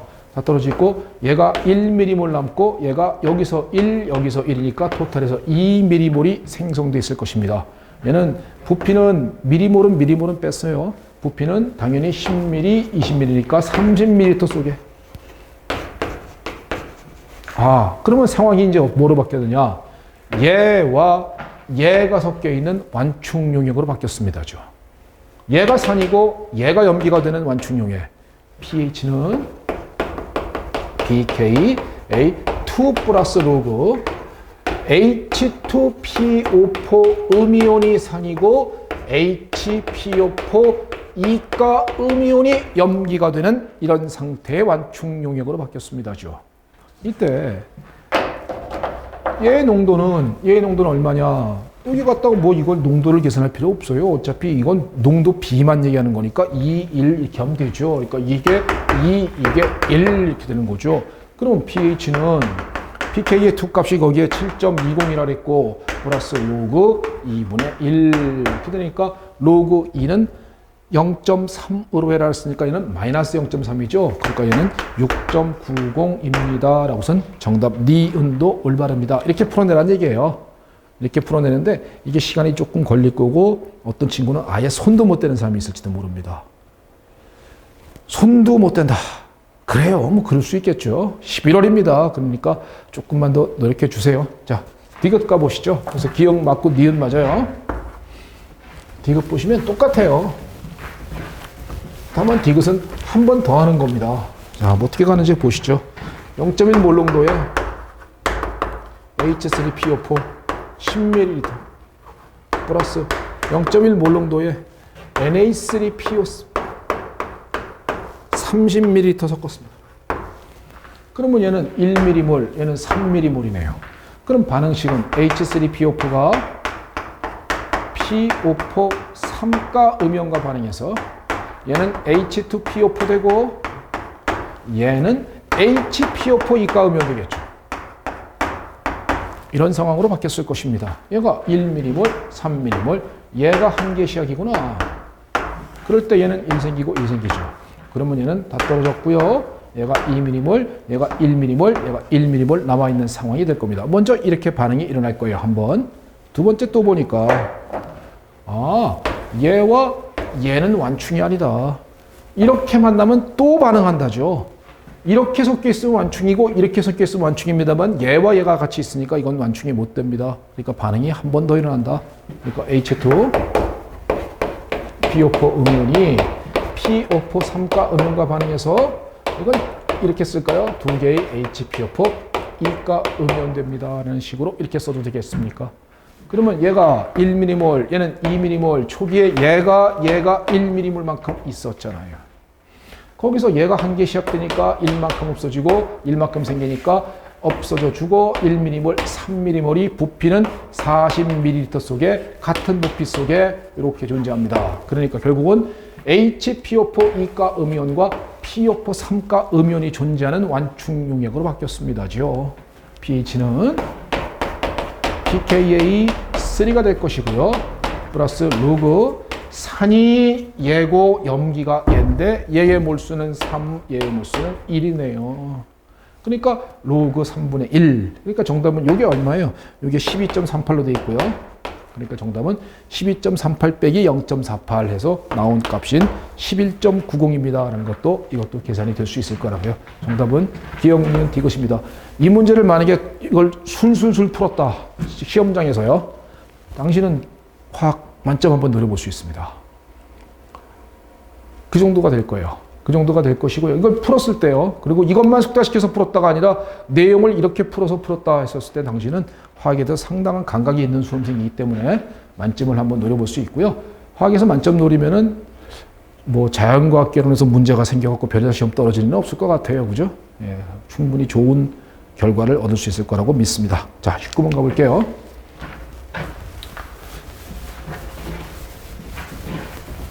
농도 차전지죠? 자, 농도차 전지, 가전극에서는 은전극의 질량이 줄어들고 나전극에서는 은전극의 질량이 증가한다. 이게 무슨 말이냐 이거죠. 여기는 농도가 묽어야죠. 그래야만 이게 농도차 전지는 기본적으로 농도차 전지도 갈바니 전지거든요. 갈바니 전지는 기본적으로 자발적 화학 반응을 통해서 전기 에너지를 생성시킨답니다. 근데 그 자발적 화학 반응은요. 자, 농도가 만약에 이게 용기 속에 은이 이렇게 꽂혀 있는 상황에서 도선을 연결시켰는데 은인데 여기에 Ag 양이온이 있고 여기가 Ag 양이온이 있는데 여기가 만약에 1몰 농도 여기도 1몰 농도다. 이렇게 농도가 같을 때는 이건 전지가 못 됩니다. 이건 이제로 값이 뭐예요? 그냥 0볼트죠 뭐.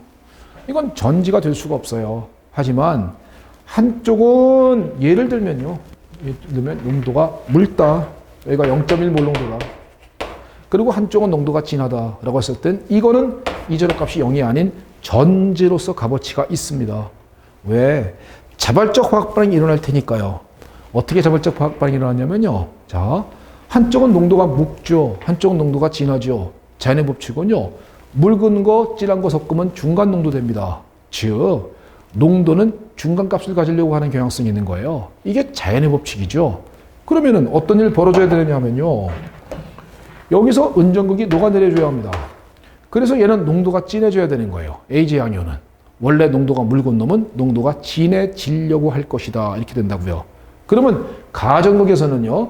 은전극의 질량이 줄어들고 그랬으니까 Ag 양이온으로 은전극이 녹아내렸다는 얘기입니다. 그러면 가전극에서는 어떤 일이 벌어졌느냐 하면은 Ag 양이온으로 이게 묽은 용액 쪽으로 갔을 때는 농도가 얼마인지 모르니까 그다음에 전자가 튀어나가는 산화 반응이 일어났구나라고 말해야 된다는 것이죠. 갈바니 전지에서는 산화 반응을 마이너스 극이라고 부르는 거 맞아요? 마이너스 극은 양극이라고 하는 거 맞습니까? 영어로는 에노드라고 부릅니다. 그래서 가전극은 산화전극이고 마이너스 극이고 양극이고 에노드입니다 라고 말하는 것이지요. 그러면 나전극은 어떤 일 벌어지느냐죠. 그러면 여기서는 Ag가 Ag 양이온 되면서 이 은전극은 질량이 줄어들었어요. 그러면 전자가 튀어나가죠. 이 전자는 당연히 도선 따라 움직일 건 당연하죠. 전자는 도선 따라서 움직이는 건 당연하고 여기서 이 농도는 진하니까 진한 놈은 묽어지려고 할 거다라는 거잖아요. 그러면 나전극에서는 Ag 양이온이 진한 용액에서 얘는 전자를 받아서 은으로다가 속출돼야죠. 그러니까 여기서는 은이 이렇게 입혀지는 것이죠. 그러면 여기에는 은이 이렇게 입혀진다는 얘기죠. 그 얘기는 나전극의 은전극의 질량은 증가한다 이 얘기죠. 그러면 가전극은 산화전극이고 나전극은 전자를 받아서 환원되었으니까 환원전극입니다 라고 말하는 것이죠. 그래서 이건 환원전극이고요. 플러스극이고요. 음극이라고 표현하는 거고요. 영어로는 캐소드라고 얘기를 하는 것이지요. 이게 농도차 전지의 기본 개요입니다. 전체 반응은 두 개를 더하면 되겠죠. 그러면 이렇게 날아가는 거죠. 이렇게 날아가니까 전체 반응은 Ag 진한 용액에서 Ag 묽은 용액으로 됩니다. 이게 농도차 전지의 전체 반응에 해당될 것입니다. 그러면 자, 이 개념을 알았어요. 기억. 가전극에서 나전극으로 전자가 이동한다. 전자는 일로 가야죠. 왜? 여기서는 은전극의 질량이 줄어들면서 전자가 튀어나가고 튀어나간 전자는 도선 따라 움직여줘야 합니다. 그러니까 기억 지문이 맞죠. 그다음에 두 번째, 가전극의 Ag 양이온의 수용액의 농도가 나전극의 농도보다 적어야만 전자가 일로 가죠. 그죠? 그러니까 기억도 맞고 디귿도 맞습니다. 라고 얘기해 줄 수 있을 것이고요. 디귿 지문은요. 나전극에서 예의 농도를 감소시켰습니다. 예의 농도를 감소시켰어요. 예의 농도를 감소시키면요. 자, 르샤텔레를 생각하시면 돼요. 예의 농도를 감소시키면 반응 어디 갑니까? 역반응 가죠. 역반응 가면 전지전압은 감소되는 겁니다. 정반응 가면 전지전압은 증가, 역반응 가면 전지전압은 감소. 르샤텔레 원리랑 똑같습니다. 그러니까 정답, 전극전이는 감소된다라는 표현인 기억, 니은, 디귿이 전부 다 올바르게 되어 있는 표현, 농도차 전지에 관한 이야기였습니다. 문제 19번이었어요. 자, 마지막인 20번입니다. 힘드네요.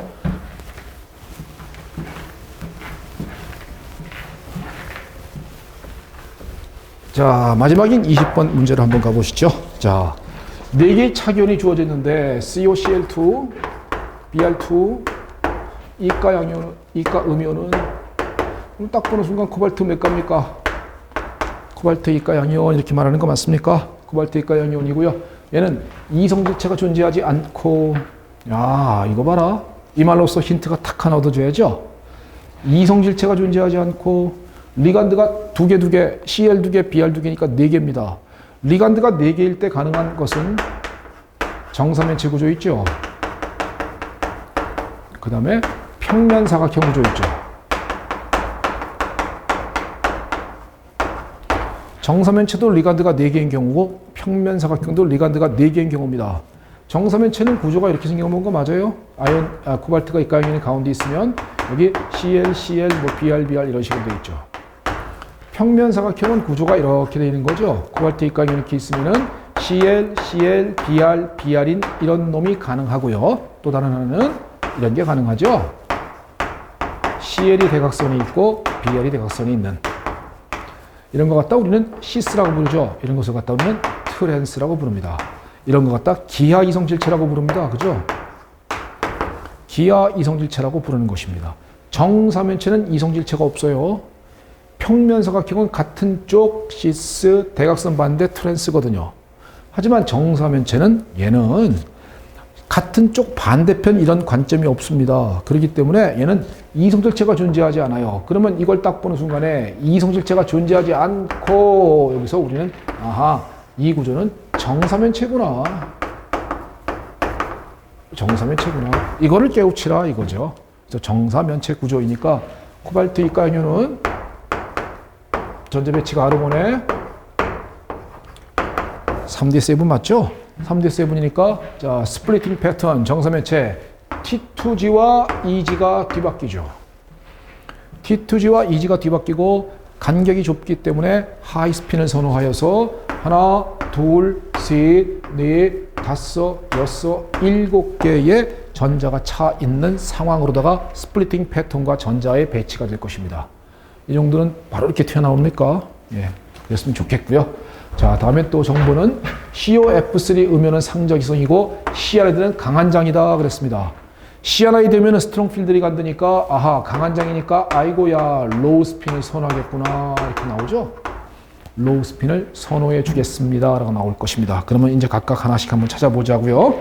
자, Fe, CN, 6, 3가 음이온이죠. Fe 딱 보는 순간에 3가 양이온 나옵니까? 아르곤의 D5하고 바로 나오세요. 아르곤의 D5인데 시아나이드가 뭐라고요? 스트롱 필드 리간드입니다. T2G, EG에서 T2G, EG 스플리팅 패턴에서 스트롱 필드 리간드 로우 스핀을 선호하지요. 그러니까 전자 배치는 로우 스핀 상태여야 한다는 것이죠.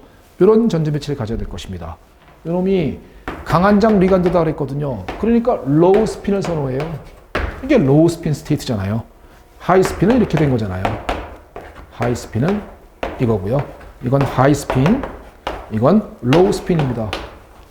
그러니까 결과적으로 아하, FeCN6 3가 음연은 Fe3가인의 D5고 T2G EG의 스플리팅 패턴상 로우 스핀 스테이트니까 헛전자가 한 개가 있는 화학적이구나 라는 것을 알 수 있고요. 이건 코발트 2가 양이온에 관한 것이고 이거는 Fe3가 양이온에 관한 그림이겠구나 라는 걸 됐죠. 그 다음엔 티타늄 H2O 6, 3가 양이온 이렇게 되어 있습니까?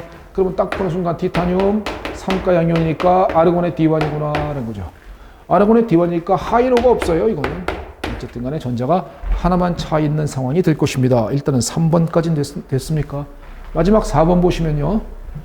칠판 관계상 여기다 좀 적을까요? 마지막 4번은 코발트 6, 3가 음이온이니까 코발트 3가 양이온이니까 D6구나 이렇게 되죠. 근데 얘에 대한 정보가 뭐가 있냐? 저기에 보면은 상자기성이다 그랬거든요. 야, 이게 굉장히 큰 정보죠? 상자기성이다. D6. T2G EG에서요. 하나, 둘, 셋, 넷, 다섯, 6개 하면은 하이 스핀이고요. 콧전자 있으니까 상자기성이죠.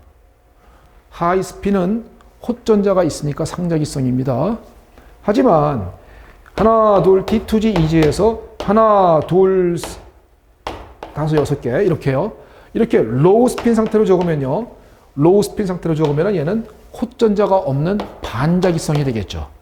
그러면 문제에서 뭐라 그랬느냐? FCO, F6, 3가 음면은 상자성이다 그랬잖아요. 그러니까 바로 나구나라는 것을 알 수 있다. 이거 아니구나. 로우 스핀이 아니고 하이 스핀이었구나. 그러니까 결과적으로 F라는 것은 위크 필드 리간드구나 라는 것을 알 수 있죠. 그러니까 정답은 일단 기억. 중심금속의 산화수가 다른 차견이 존재한다. 얘가 다르네요. 나머지 전부 다 3가인데 얘만 2가입니다. 그러니까 기억은 맞죠. 두 번째 니은. 짝을 이루지 않는 D전자수의 총합은 여기서는 짝을 이루지 않는 거 하나, 둘, 세 개고요. 여기서는 하나가 있고요. 여기서는 하나 있고요. 여기서는 하나, 둘, 셋, 네 개 있죠. 다 더하면 몇 개입니까? 다 더하면 9개네요. 그죠? 그러니까 정답은 니은은 10개가 아니라 9개이다 라고 써야 되니까 틀렸고요. 이것은 평면 사각형은 없습니다. 평면 사각형이 있으면 시스트랜스 기하 이성질체가 있어야 돼요. 근데 정사면체 구조이기 때문에 얘는 기하 이성질체가 존재하지 않는 거거든요. 그래서 정답은 니은, 디귿 틀렸고 기역만 올바른 지문인 것입니다. 예, 이렇게 변리사 시험에 나올 거예요. 이런 식으로 주어진 정보를 활용해서요. 내용을 갖다 파악하는 거. 그러니까 정답은 스트롱 필드 리간드, 로우 스핀 스테이트, 위크 필드 리간드, 하이 스핀 이런 게 내용이 헷갈리거나 내지는 딱 보는 순간에 코발트 입각이온 D7하고 안 튀어나오거나 아니면 스플리팅 패턴 T2G, EG가 정사면체에서 뒤바뀝니다. 뭐 예를 들면 평면 사각형이 DX제곱 마이너스 Y제곱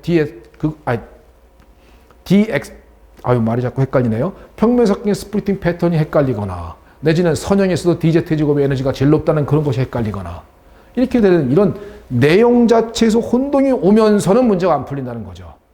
그러니까 내용이 안 헷갈리는 것이 중요합니다. 얼마나 도움이 되었는지 모르겠습니다. 지금 이제 11월, 물론 이 강의를 들으실 때는 12월일 걸 가능성이 높습니다만은 그러나 걱정하지 마시고요. 2개월이면 충분히 많은 것이 바뀔 수 있습니다. 충분히 많은 것이 바뀔 수 있고 자기가 취약하다고 생각하는 부분을 잘 정리하셔서요. 다가오는 변리사 내년 1차 시험에 59회 1차 시험에 반드시 꼭 합격하시기 바랍니다. 저는 화학에 여러분들에게 도움이 될 수 있도록 끝까지 노력하겠습니다. 자, 이걸로다가 일단 해설 강의는 마치겠습니다. 감사합니다.